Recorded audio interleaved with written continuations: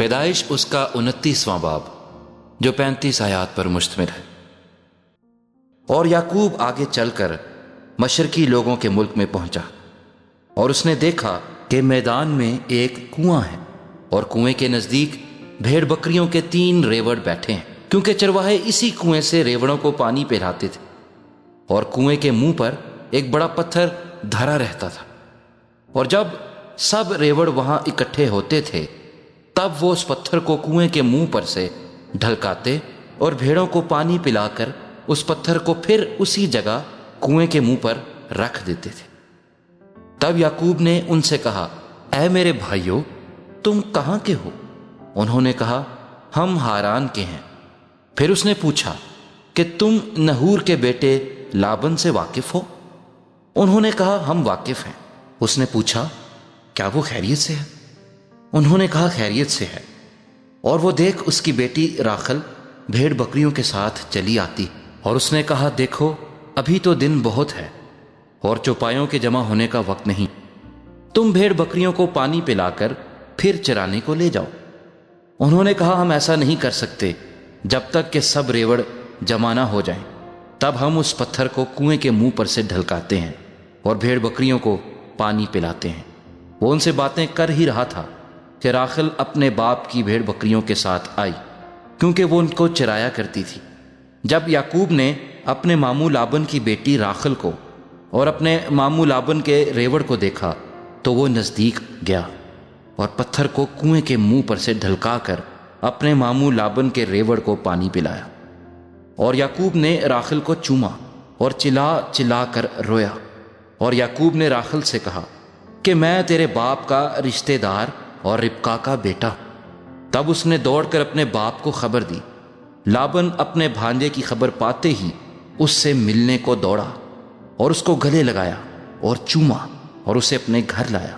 تب اس نے لابن کو اپنا سارا حال بتایا۔ لابن نے اسے کہا کہ تو واقعی میری ہڈی اور میرا گوشت ہے۔ سو وہ 1 مہینے اس کے ساتھ رہا۔ تب لابن نے یعقوب سے کہا، چونکہ تو میرا رشتہ دار ہے تو کیا اس لیے لازم ہے کہ تو میری خدمت مفت کرے؟ سو مجھے بتا کہ تیری اجرت کیا ہوگی۔ اور لابن کی 2 بیٹیاں تھیں، بڑی کا نام لیا اور چھوٹی کا نام راخل تھا۔ لیا کی آنکھیں چندی تھیں پر راخل حسین اور خوبصورت تھی، اور یعقوب راخل پر فریفتہ تھا۔ سو اس نے کہا کہ تیری چھوٹی بیٹی راخل کی خاطر میں 7 برس تیری خدمت کر دوں گا۔ لابن نے کہا، اسے غیر آدمی کو دینے کی جگہ تو تجھی کو دینا بہتر ہے، تو میرے پاس رہ۔ چنانچہ یعقوب 7 برس تک راخل کی خاطر خدمت کرتا رہا، پر وہ اسے راخل کی محبت کے سبب سے چند دنوں کے برابر معلوم ہوئے۔ اور یعقوب نے لابن سے کہا کہ میری مدت پوری ہو گئی، سو میری بیوی مجھے دے تاکہ میں اس کے پاس جاؤں۔ تب لابن نے اس جگہ کے سب لوگوں کو بلا کر جمع کیا اور ان کی ضیافت کی۔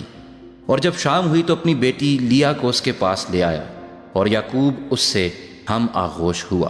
اور لابن نے اپنی لونڈی زلفا اپنی بیٹی لیا کے ساتھ کر دی کہ اس کی لونڈی ہو۔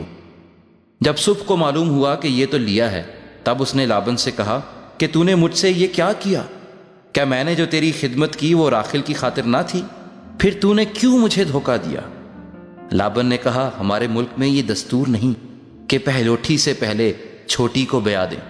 تو اس کا ہفتہ پورا کر دے، پھر ہم دوسری بھی تجھے دے دیں گے، جس کی خاطر تجھے 7 برس اور میری خدمت کرنی ہوگی۔ یعقوب نے ایسا ہی کیا کہ لیا کا ہفتہ پورا کیا۔ تب لابن نے اپنی بیٹی راخل بھی اس سے بیاہ دی، اور اپنی لونڈی بلہا اپنی بیٹی راخل کے ساتھ کر دی کہ اس کی لونڈی ہو۔ سو وہ راخل سے بھی ہم آغوش ہوا، اور وہ لیا سے زیادہ راخل کو چاہتا تھا، اور 7 برس اور ساتھ رہ کر لابن کی خدمت کی۔ اور جب خداوند نے دیکھا کہ لیا سے نفرت کی گئی تو اس نے اس کا رحم کھولا، مگر راخل بھانج رہی، اور لیا حاملہ ہوئی اور اس کے بیٹا ہوا، اور اس نے اس کا نام روبن رکھا، کیونکہ اس نے کہا کہ خداوند نے میرا دکھ دیکھ لیا، سو میرا شوہر اب مجھے پیار کرے گا۔ وہ پھر حاملہ ہوئی اور اس کے بیٹا ہوا۔ تب اس نے کہا کہ خداوند نے سنا کہ مجھ سے نفرت کی گئی، اس لیے اس نے مجھے یہ بھی بخشا۔ سو اس نے اس کا نام شمعون رکھا۔ اور وہ پھر حاملہ ہوئی اور اس کے بیٹا ہوا۔ تب اس نے کہا کہ اب اس بار میرے شوہر کو مجھ سے لگن ہوگی، کیونکہ اس سے میرے 3 بیٹے ہوئے، اس لیے اس کا نام لاوی رکھا گیا۔ اور وہ پھر حاملہ ہوئی اور اس کے بیٹا ہوا۔ تب اس نے کہا کہ اب میں خداوند کی ستائش کروں گی، اس لیے اس کا نام یہودا رکھا۔